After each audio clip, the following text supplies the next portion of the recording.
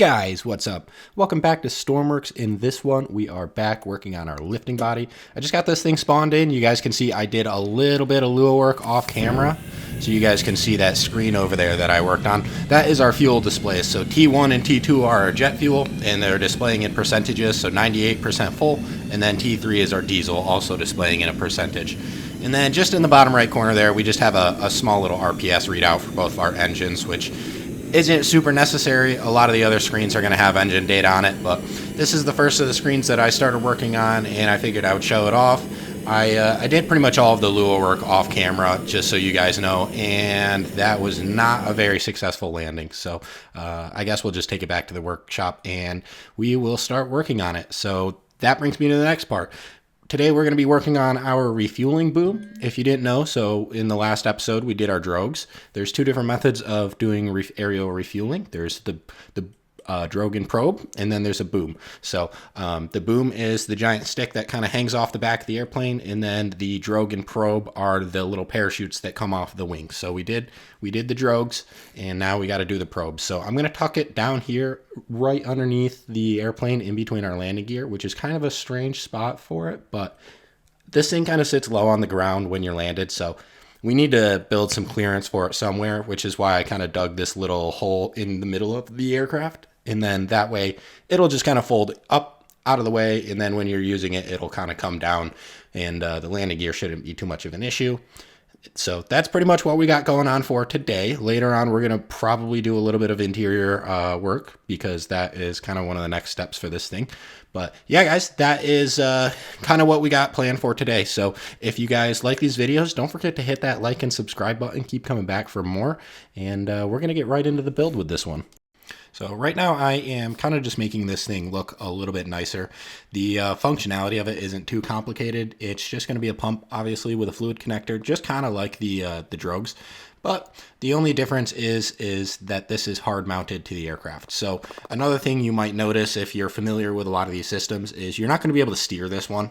I know, generally speaking, when you do have the boom in the back of the airplane, there's some sort of movement to it that a controller on the inside of the tanker can kind of move it around and fly it around and whatnot. This is not going to do that. It's just going to be static. It will, like the drogues, be able to pump both our fuel types, so you will be able to do diesel or jet out of this as well. But for the most part, it's just going to be a fixed structure with a fluid connector on the end of it. And I think that for simplicity reasons, that's probably going to be our better option anyways. There's not really a whole lot of room down there for it to kind of be able to wiggle left and right. And also with how Stormworks is, introducing pivots onto this thing while we're flying, probably not the best idea. So I'm just kind of shaping it up right now, and what I'm actually really excited for is I want to see a plane hook up to this and refuel with the ramp down, because for you guys will kind of see when I fly it later, but when you fly this thing, the boom is basically right below the ramp that's all the way folded down, which is funny, but that means that you essentially could probably just walk onto the plane that you are refueling, which I think is kind of funny. So I want to see that. Maybe I'll try to get some people on multiplayer later on in one of these episodes and test it out a little bit. I do know that actually doing aerial refueling in this game is a lot harder than what it sounds like. So maybe we'll try that out later. I do have to add some kind of telemetry data still, so there will be physics data being sent out if you want it, and that's just kind of so you can rendezvous to the tanker a lot easier in whatever plane you're flying. That's really more up to you guys. If you have your own plane and you want to use this to refuel it, I will, just like a lot of my other creations, I will have a physics sensor that's going to broadcast data on a certain channel. And that way you can kind of get the heading data and the altitude and all that kind of good stuff. So, but right now I just want to make sure that this thing can kind of stay out of the way. And it looks like it can't, but that's all right. We are on the ground, so it's not going to be folded out when you're on the ground anyways. So let's just kind of keep working away at this, and then maybe later I'll put some stilts on the plane, or we'll throw it up in the air and kind of see how it looks while we're flying.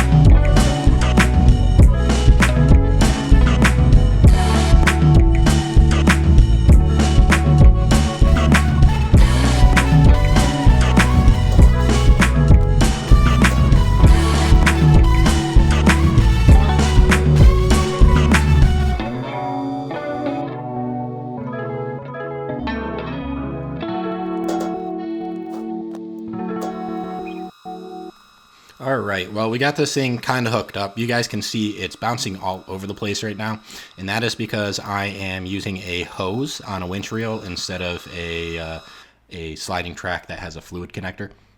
The reason I'm doing this is just to save space. The sliding track with the fluid connector is 1 block taller, and I'm trying to keep this as slim as possible. So really all I'm doing right now is kind of messing around with the timing of things, which is, if I'm being honest, a little annoying to do, but it's just a whole lot of guess and check. So really what we're doing here is we're just kind of putting it into a pulse and then or a push to toggle into a pulse. That way you're getting a 1-tick signal. You put it into a capacitor at 0, and so that one tick will start the capacitor, and then you stick it into another capacitor that has a discharge time that's larger, and that's kind of how you can time this thing out. So another thing you can kind of do instead of changing the capacitor times is add a light. Or not a light, I'm adding lights right now just to kind of diagnose it. But what you can do is you can increase the winch speed. So really, it's just a lot of guess and check. So we'll get this done. We'll get it to a point where it should work correctly. And then we're going to move on in a second to working on the interior of the aircraft, because that is something we really haven't touched. And this thing's starting to get a little bit more put together. Obviously, the cockpit is going to be a lot more kind of off-camera work, just because it's a lot of Lua screens, and you guys will see that later on. But the rest of the aircraft needs some love on the interior, so we're going to start doing that now. So actually, I stand corrected. Let's go fly this thing a little bit, and we can kind of check out the boom in the air, and you guys can see it's looking pretty good right now. I think it's starting to look a lot more kind of put together on the outside, at least, other than our microcontrollers that are just kind of scattered about on the roof, but that's all right. That's pretty much par for the course building in this game, you know, just having your microcontrollers kind of scattered everywhere until you find room to put them. The nice thing is this aircraft is pretty large, so we do not really have to fight to find spaces to put it. We actually have a really, really large area kind of underneath the cockpit that we can put a lot of our microcontrollers, which probably isn't the safest spot for it. You're going to be taking ground fire probably a lot more often than from up above, but again, that's kind of all right. I'm not really too concerned about this thing getting into gunfights. It's an Awacs and a tanker, so realistically you should not be flying this directly over a battlefield anyways. And that kind of brings me to the next thing that we're going to add. So eventually, I know I keep talking about weapons. In the next couple episodes, we'll probably start working on that a little bit more. You guys will see the cockpit come together a little bit more too. But we're going to try to get some TV missiles in this thing as well. So I think you guys will be excited for that. If you didn't see, I do have TV missiles on my workshop, but I recently updated them. They now have a increased range of up to 18 kilometers, and they should be a lot easier for you guys to steer. So I tweaked with them a little bit, but with the new viewing scopes, they're super, super fun. So I didn't want to add GPS missiles just because at the time I had done probably 4 or 5 days of Lua in a row, and I just did not want to keep doing all of the math. But you guys can see that hole in the front, not this one, but to the right of us. That hole in the belly of the aircraft is where our missile bay is going to go, and we should be able to fit 3 of them down there. So just kind of keep your eye out for that. If you guys want to use my TV missiles, they are on my workshop. You guys are more than welcome to use them. Put them on any of your creations, repaint them, do whatever. But they're pretty simple. They don't really do any or too much data sending and receiving. It's just a video receive and a data out. So the missile is actually not even sending any information back to the aircraft other than video. Enough of that. Looks like our boom is stored away, and it looks good to me. I'm pretty happy with that. We might have to change the angle on that a little bit, but we are just kind of gonna head straight into the earth right now, I guess. And then later on, like I said, we are gonna start working on the cockpit, or not the cockpit, the interior. The interior of this thing is an absolute disaster, and I'm tired of you guys looking at it. Every single time I go on a test flight, I'm just in this unfinished room with buttons everywhere, and there's holes all over the aircraft. But we're going to try to get that figured out. So, but let's get this thing on the ground landed first. Probably should have raised my ramp, but it's a little too late for that now, so we'll just have to set it down extra soft. And it's handling a lot better now, so hopefully we should be able to land it okay. It looks like I need to throttle up a little. And the yaw is still a little weak, so maybe I'll add a few more control fins for that, but we're just gonna bring it in. I gotta straighten this thing out at the last minute just because the yaw is pretty bad. And dump the throttle a little. And look at that. That was not a bad landing. We didn't even hit the ramp on the ground. So definitely flying a lot better than it has been, and that'll continue to improve as we build it. But let's head back into the hangar and start working on this interior like I said we would. So the first order of business is I kind of want to make this bulkhead, and you guys can kind of see the door frame. That's really what I'm talking about. So I want to obviously separate the cockpit from the rest of the airplane. So what we're doing here is we're just going to add a door. This door later on is going to be lockable, and it's off-centered, so we have a little bit more counter space. Now, this is a really, really big cockpit, but it's a pretty big plane. I don't plan on filling this with, 6, 7 seats. There should be at most 4 seats. I'm going to shoot for 3. The co-pilot is going to be in charge of kind of the aerial refueling, and then there's going to be a radar instrument operator in the rear, and he's also going to be in charge of firing the missiles and using the weapons and stuff. But before we do all that, we got to just kind of clean it up in here and just start laying some stuff down and getting some blocks in place.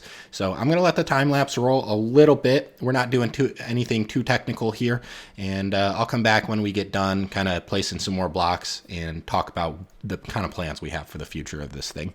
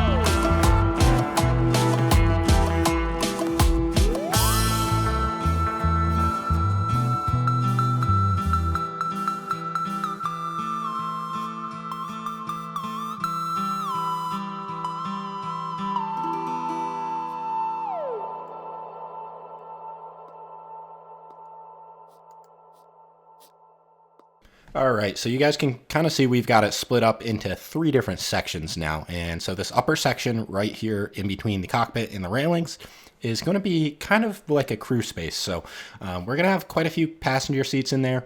If you've ever seen kind of photos of the inside of a lot of these kind of Awacs or tankers or whatnot, A lot of it is dedicated to obviously fuel storage and computers and that kind of thing. In our case, we don't actually need that much physical space for computers because it's Stormworks.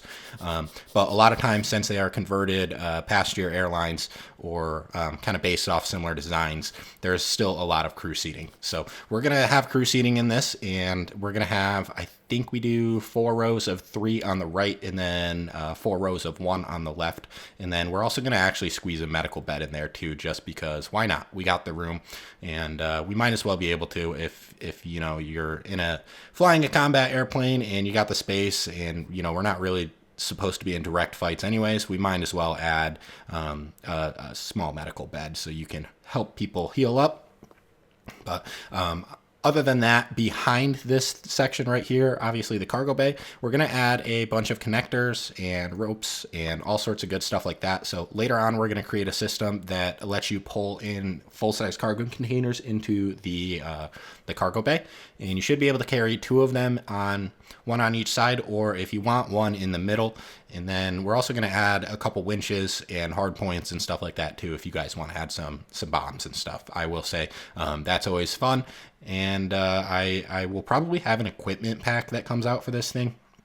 I probably shouldn't tell you this, but later on we got a really cool little project that I built for this, and essentially it is a drone that fits inside of a standard shipping container, and it is completely isolated on its own. It doesn't need anything other than a power supply, and you can just airdrop a tank over whatever you want and then fly it wherever you want. So that's kind of fun, and you guys can look forward to that. But alongside with that, I did make a cluster bomb, and oh boy, is it a big one. It's got 56 medium warheads in, well, actually, it's got 28, sorry, mental math is not good to do on camera, but it has 28, and you can fit 2 of them. So technically 56 medium warheads is what you can drop, and that is also pretty fun in my opinion. So you guys can kind of look forward to that. If you have any other cool little attachments you would like to see for this airplane, let me know, and maybe I'll try to make those also for the equipment pack. But for the meantime, really, we're just going to have our 6 hard points on the wings, and then a bunch of connectors in the cargo space. So it'll be pretty customizable. I'm not going to add any, I'm not going to add like the EHCS systems, or if you aren't familiar with that, that's a hardpoint program that reads what the hardpoints are, and you can send data and whatnot. I'm not going to do that just because that's not the point of this thing.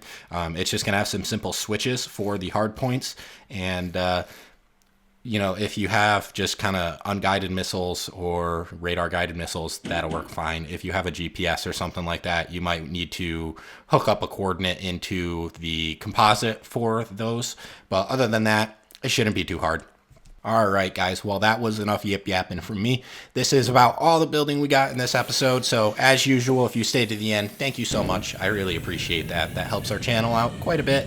And we're just going to kind of go for a quick little test flight as I close it out. But yeah, that is kind of the things you guys can look forward to seeing in the future. If you want any other things built for this, let me know, and maybe I'll kind of try to build them and throw them into an equipment pack so you guys can use it.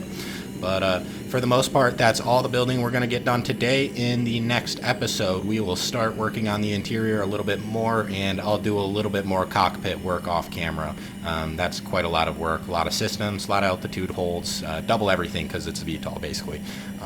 But yeah, guys, that is all I have for today. Thank you so much for watching, and I hope you all have a wonderful rest of your day.